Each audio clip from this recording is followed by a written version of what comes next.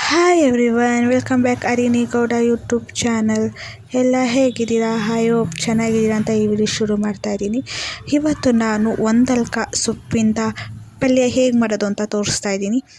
ಇದು ತಿನ್ನೋದ್ರಿಂದ, ಮಕ್ಕಳು ಕೊಡೋದ್ರಿಂದ ಬುದ್ಧಿ ಹೆಚ್ಚಾಗುತ್ತೆ.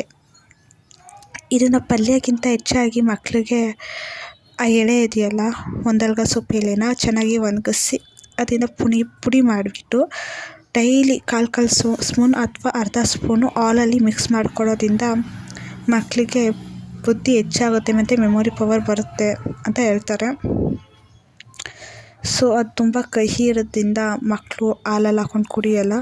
ಅದಕ್ಕೆ ಈ ಥರ ಪಲ್ಯ ಮಾಡಿಕೊಟ್ರೆ ತಿಂತಾರೆ ಅಂದ್ಬಿಟ್ಟು ನಾನು ಈ ಥರ ಪಲ್ಯ ಮಾಡಿಕೊಡ್ತೀನಿ. ಫಸ್ಟು ಇಲ್ಲಿ ನಾನು ಒಂದು ಬಾಣಲಿಗೆ ಎಣ್ಣೆ ಹಾಕ್ಕೊಂಡಿದ್ದೀನಿ. ಎಣ್ಣೆ ಕಾಯ್ತಿದ್ದಂಗೆ ಸಾಸಿವೆ ಮತ್ತು ಹಸಿಮೆಣ್ಸಿನ್ಕಾಯಿ ಹಾಕ್ಕೊಂಡಿದ್ದೀನಿ. ಮತ್ತು ಒಂದು ದಪ್ಪಕ್ಕೆ ಈರುಳ್ಳಿ ಹಾಕ್ಕೊಂಡಿದ್ದೀನಿ. ಇಲ್ಲಿ ನಾನು 10 ರೂಪಾಯಿಗೆ 3 ಕಂತೆ ಕೊಟ್ಟರು, ಚಿಕ್ಕದಾಗಿ ಬಂದಿತ್ತು. ಅದಕ್ಕೆ ನಾನು ಇಲ್ಲಿ ಒಂದು ದಪ್ಪಕ್ಕೆ ಈರುಳ್ಳಿ ಹಾಕ್ಕೊಂಡಿದ್ದೀನಿ. ಅದು ಬ್ರೌನಿಷ್ ಕಲರ್ ಬರ್ತಿದ್ದಂಗೆ ಸಣ್ಣ ಕಟ್ ಮಾಡ್ಕೊಂಡಿರೋಂತಹ ಟೊಮೆಟೊನೂ ಹಾಕ್ಕೊತಾ ಇದ್ದೀನಿ. ಅದು ಸ್ವಲ್ಪ ಸ್ಮೂತ್ ಆದಾಗ ನಾನು ಸೊಪ್ಪನ್ನ ತೊಳೆದು ನೀಟಾಗಿ ಸಣ್ಣ ಕಟ್ ಮಾಡಿ ಇಟ್ಕೊಂಡಿದ್ದೆ. ಈಗ ಅದನ್ನು ಹಾಕ್ಕೊತಾ ಇದ್ದೀನಿ.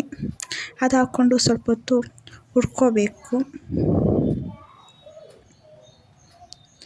ಒಂದು 5 ನಿಮಿಷ ಹುರ್ಕೋಬೇಕು ಲೋ ಫ್ಲೇಮಲ್ಲಿ. ಹುರ್ಕೊಂಡಾದಮೇಲೆ ಇದಕ್ಕೆ ರುಚಿಗೆ ತಕ್ಕಷ್ಟು ಉಪ್ಪು, ಒಂದು 1/4 ಸ್ಪೂನು ಬೇಳೆ ಸಾರಿನ ಪುಡಿ, ಈಗ ಎಲ್ಲರ ಮನೇಲೂ ಮಾಡಿ ಇಟ್ಟಿರ್ತಾರಲ್ಲ ಮಸಾಲೆ ಪುಡಿ ಎಲ್ಲ, ಅದರಲ್ಲಿ ಬೇಳೆ ಸಾರು ಪುಡಿ ಹಾಕ್ಕೊತಾ ಇದ್ದೀನಿ. ಇಷ್ಟು 1/4 ಸ್ಪೂನ್ ಹಾಕ್ಕೊಂಡಿದ್ದೀನಿ. ಹಸಿಮೆಣ್ಸಿನ್ಕಾಯಿನೂ ಹಾಕ್ಕೊಂಡಿದ್ದೀವಿ ಅಲ್ವಾ, ಪಾಪುಗೆಲ್ಲ ಅಷ್ಟು ಖಾರ ಆಗೋಲ್ಲ ಮಕ್ಳುಗಳಿಗೆ. ಅದಕ್ಕೆ ನಾನು ಇಲ್ಲಿ ಸ್ವಲ್ಪ ಖಾರ ಪುಡಿ ಹಾಕ್ಕೊಂಡಿದ್ದೀನಿ. ಅಷ್ಟು ಚೆನ್ನಾಗಿ ಮಿಕ್ಸ್ ಮಾಡ್ಕೋಬೇಕು.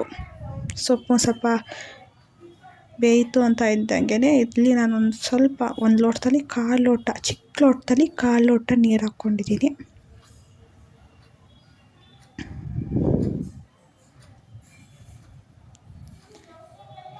ಕಾಲು ಲೋಟ ನೀರು ಹಾಕ್ಕೊಂಡು ಸ್ವಲ್ಪ ಹೊತ್ತು ಅದನ್ನು ಒಂದು 5ರಿಂದ 10 ನಿಮಿಷ ಕುಕ್ ಮಾಡಬೇಕು.